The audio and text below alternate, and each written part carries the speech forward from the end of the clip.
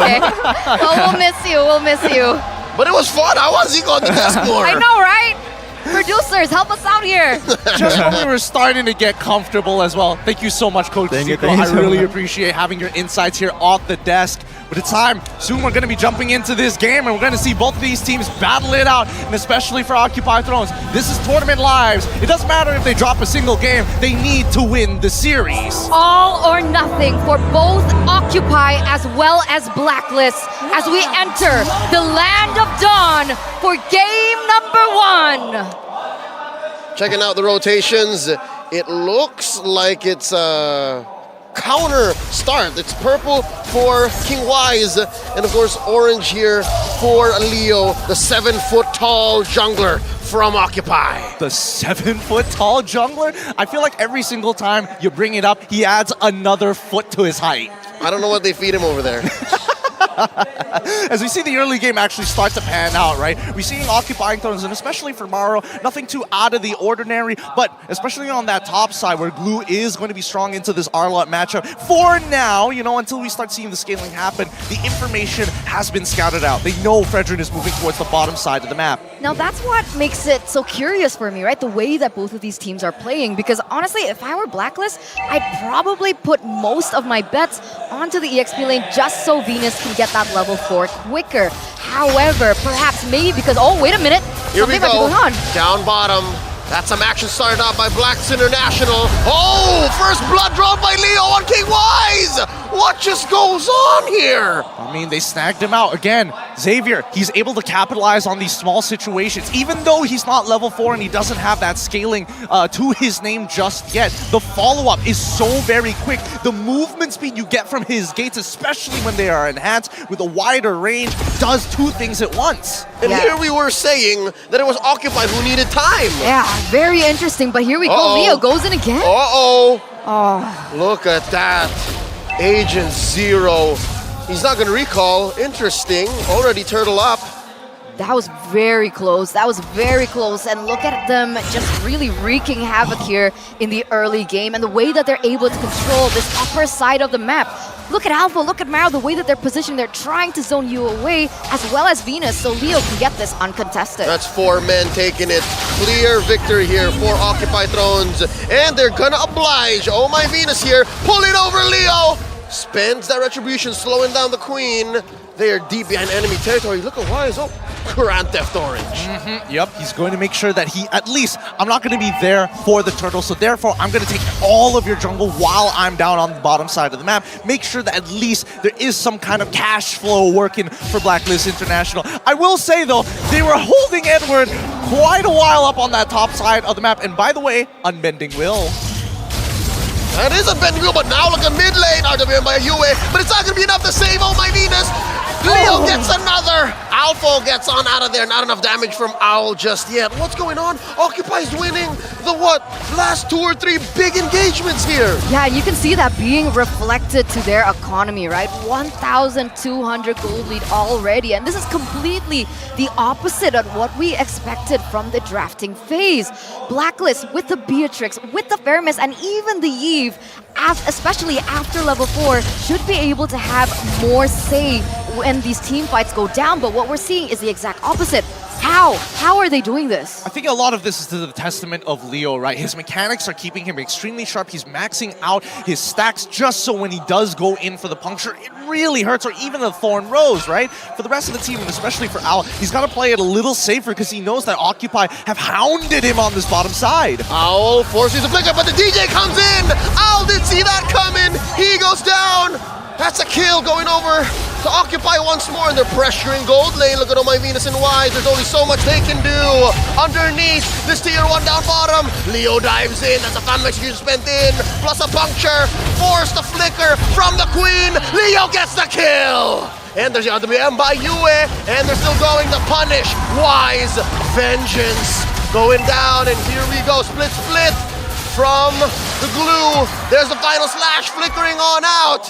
Occupy traded. Oh, what a rotation here. They're calling in Alpha. They're calling in all the guns to make sure that whenever they make a movement, they can capitalize on it 120%. They're not leaving it to chance, and I feel like Blacklist, they're trying to be as hyper-efficient as they can, but a couple of missed mechanics, a couple of unfortunate positions, even with the RWM at times, you can see that maybe for the newcomers, the new bloods even, a little bit of nerves, but keep in mind, Edward is going to be looking to the rest of them. They're going to be trusting in the Queen's call overall to make sure that the team stays tight as possible. So it only gets better for better here on out for Blacklist International. Yeah, it's insane to see the development, right, from both of these teams right now after those few team fights. But so far, it seems like Owl, who should be having a better time in the lane, is already behind. Like, you can even see it in the EXP disparity, and that's exactly what Occupy wants up until this stage, and it's looking bleak, especially now that both of these teams are going for the next objective. That's a 2v2 up top. Turtle has been reset. That's the split already spent up. Edward knocking him up. There's the possession coming in, the pull onto Wise. Oh, Appraiser's Wrath coming in. There's another knock up. Turtle still standing, a third of its life in. And they are going to let go. Down bottom though, they pop the Queen once more. Kill going over to Speedy, but the Turtle goes over to Blacklist International. You can see how they're dividing and conquering, and now Blacklist are starting to adapt, figuring out where the movements are going to be. But Occupy, they want to continue this oppression down on the bot side of the map. The fact is, Speedy is still alive. He's got quite the goal lead on his hands against Owl, who's just trying to survive. Yeah, it's so unfortunate, right? You're not accustomed to seeing this. Sure, has some damage here, but up until this point, she's not able to reach her power spike just yet. Oh, the RWM keeping them where they need to be. Owl pops Speedy, and now from the west, there's another. Oh, that's a double for Owl. Oh, Smile was misplaced, and there's the Appraiser's Wrath and the knock-up.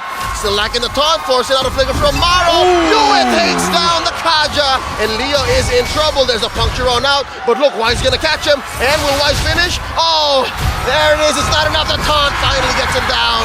Venus gets sweet revenge. Yep, this is a collaborative effort coming in from Blacklist International right now. They've fully adjusted to how Occupy have been playing the game. They made these off-tempo plays. They didn't expect Occupy to kind of disrespect the protocols that we're all used to when it comes down to these neutral fights. And now that they've adjusted, the entire team has kind of realigned themselves, and the calls coming in for Oh My Venus, impeccable as always. Oh no. That's a three-man rotation up top. Down goes Agent Zero. Speedy gets a kill and a turret. See, I love this, right? I love this back and forth. I love that Occupy are still able to trade back punches against Blacklist, who up until this point have actually taken back that economy lead. They have a turret in the top side, and now with 10 seconds remaining on the next neutral objective, both teams are going to go for it. But something to note is Wise and Leo are at the same level. Lancelot, Fredrin, who has a better chance getting that turtle? Whoa, whoa, whoa, whoa. I mean, I would say that it's pretty 50-50 as of right now. Wise now has quite a clear advantage being the level up, but notice the positions from Occupy. Oh, Wise comes in with a taunt and then knock off the final slash. Agent Zero pops one. Smile goes down. Now Maro out of position. Look at how deep Blacklist is. Oh no, but wait, they cornered off Maro. They're going in. Edward, can he get it? And that's gonna be it. Not gonna be enough to sustain, and now the Lord is up while Occupy are 2 men down. This is not a good position, especially for Leo. He's gonna try 1v4, but it's looking real grim here. Oh no, they're gonna pop him. Speedy makes the most of it down bottom. That's gonna be the Lord over to Blacks International, but they will have to concede this bottom lane tier to one turret. And even then, it's not much of a loss, right? 2,000 gold lead already, and it's not just about the numbers, right? It's about the map control that they already have built for themselves. And one of the main things that Blacklist needs is that map control to utilize these pushes to be able to get into that back line and just prevent that damage from Smile from getting onto the members of Blacklist. Yep, and now with the Lord pushing down on all sides, Lord Empowered Minions pushing it down from all sides, everywhere. Blacklist International, notice that the movement's coming up from specifically Owl. He feels like he's going to get targeted again. And even for Edward, he doesn't mind too much, but at least with Wise, fishing for that information, knowing that at the very least, he can withstand the damage, and it doesn't really matter. He's got an early immortality, makes it even more of a reason why opening the map for him is going to be the best solution. Interesting. an early mortality for the Fredrin at 9 minutes.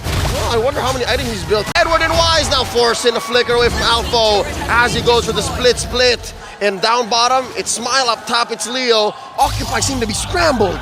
Yeah, it doesn't look like they wanted to commit onto that, but they also wanted to look for something else on the map, but even that they weren't able to achieve it just yet. I'm curious to see what the items are looking like here. Whoa, whoa, whoa! Venus is still able to get out. Still set. Oh my god! There's a knock-up onto Alpha. He's not gonna live for long. Yue gets the kill, pushing back all of these members of Occupy behind their tier 2. Man, that's a little unfortunate there. And this is why, especially when you have the Arlet and when you're side lanes, once you unlock him out of it, the mid-tier 1s and tier 2s, as much as I would like to emphasize the tier 1 mid being one of the most important objectives on the map to give you access into the jungle, with Arlet's displacement, you can make dives from many different angles and you can make it work. Just remember, it goes from left to right. Oh man, looking at the in-game equipment, right? Very aggressive from the mid laners. Right? I want to emphasize on this because most of the damage should rely on Xavier here in the mid-game before the carry reaches that item power spike, right? Only 2 items for him right now. Not enough damage in my opinion. It is going to feel onto Owl, but other than that... They oblige Alpha. He wasn't expecting that much damage. They pop the XP laner. Now next... Oh, let's go see a play. Look at this underneath. Leo might be off position. Smile goes down. But wait, can Owl survive? There's a final slash from Edward. And now Wise surviving. He does have the immortality. Watch out. Dashing on through. Oh, this is a messy engagement. Wise is separated from the rest of Blacklist. Here comes OPY Venus and Owl as well. They might pop Owl's immortality. The answer is no, he lives. Leo, though, at 1/10 of his health, they push tier 1. They finally crack open that tier 1. Wise, he doesn't mind. He may be a little low, but the rest of his team should have more than enough damage. And with the passive, he's going to regenerate with not Sky Guardian's helmet, the Guardian's helmet, back to where he needs to be. But more importantly, do they really need this Lord?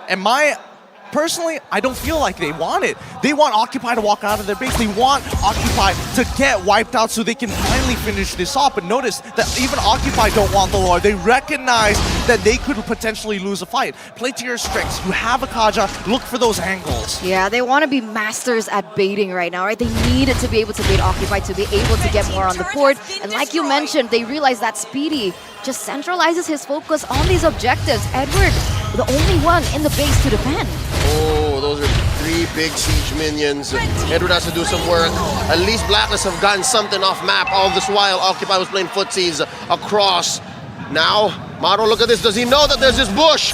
Oh, rings of order and lightning bombs through. No engage here. Oh man, I mean, he almost got snagged up mid-animation of the lightning bombs with the final slash coming in from Edward, just a pixel off from clipping him. But in the meantime, this is going according to Blacklist's plan, right? They wanted to play for that early game. Unfortunately, didn't go as well as they wanted to, but they can still recover from this. Occupy, on the other hand, if they can defend this upcoming Lord, make it to the 42k mark, at least we know that they have a chance in the later minutes. I'm guessing probably around the 16th minute is when you're going to see Occupy really hit that peak. Yeah, to put it into basic words, they just need to buy time, right? They need to buy time for Speedy to get online, for Smile as well, because at the end, Xavier, despite everything, he does still deal that damage from a really long range. And look at that kiting as we head into a technical pause. Ladies and gentlemen, it's only going to take a while. Don't worry. Remember, fair play is our utmost priority.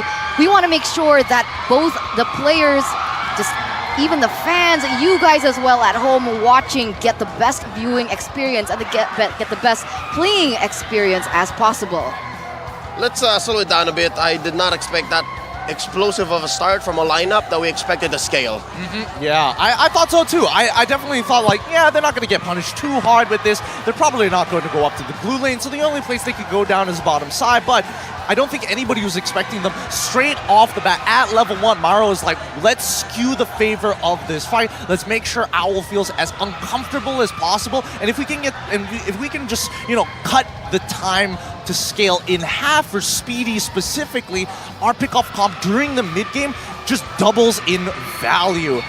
Oh, look at the agents here in Cambodia. Man, I mean, we saw the agents in Indonesia, right? For M4 in Jakarta, and they were doing that much. And now they're here as well. Oh, the support for Blacklist is just amazing. I can confirm there are some Filipinos who actually took a break off of work, who booked tickets to fly out to Phnom Penh, and I'm guessing that's who you're seeing on camera. I also have to talk about the merch that they're giving out here, like the headbands with the crown as well. Genius idea, but at the same time, where do I get one? Yeah, right? Can I get one? Just outside. Just Oh, outside? yeah? Is it free? I'm guessing Is it freebies? there should be a Blacklist booth. Oh, okay. We know what we're going to be doing later, but in the meantime, the troubleshooting will take in place, and we can start talking about the game a little bit more. I'm expecting it to be pretty much an obvious ping issue. Owl, his position right there, the fact that he was just taking it without sidestepping does beg a couple of questions, but let's have a look at a few words from Wise. On representing NA for MSC, we can't underestimate any team in our group because the Philippines caster also said that it could be hard to go against Todak, wink wink. And Team Occupy almost beat RQ in M4, so we need to look out for everybody in our group. I did the wink wink for you, Gideon. Oh, thank you. I Yeah. appreciate it a lot. Just so you know. It might not necessarily be me, to be fair. It could also be LaFell. Yeah, at the LaFell's same not here, time. though. Or I'll me. take it. Or even Leo for that All matter. right, wink wink for Leo then. Thank you. I'm a Todak fan, Okay. but also a Blacklist fan. Now, I have a question, I right? love ML. We all do. All right. We all do. We Question. all love Mobile Legends. Question. Okay, yeah. Back to the question, right? With the disparity in gold and just objective disparity between Blacklist and Occupy, and you're saying that Occupy needs to buy time, is it still possible for them to get to a comeback? I think they're going to have to sacrifice some inhibitors here, but let's jump back into the fight. Whoa, real world manipulation. Enough of a box to threaten the kill here. Eventually gets Maro, and there's an ult coming in from Owl. They do clear the wave. Occupy still breathing, and they take down the Lord as well, but there's still this huge wave crashing through. They did kill the minion, the my siege God. minion. Down goes Smile, down goes Leo, Alpha as well. Where's Speedy? Defending down bottom. He's clearing that wave, but here comes Blacklist, making a beeline for the base. Ladies and gentlemen, what a statement from the M3 World Champions. They wipe out Occupy, but they're still breathing. Maro here, a little too hasty there. Yeah, Speedy gave up his life just to get rid of that low minion, and now Maro himself might have to do the same with the collapsing of the waves. RWM, Maro gets his immortality popped, and just like that, Blacklist takes game 1. Wow, Blacklist lead the series here. Best of 3, and it's funny, right? I asked you the question, is it still possible?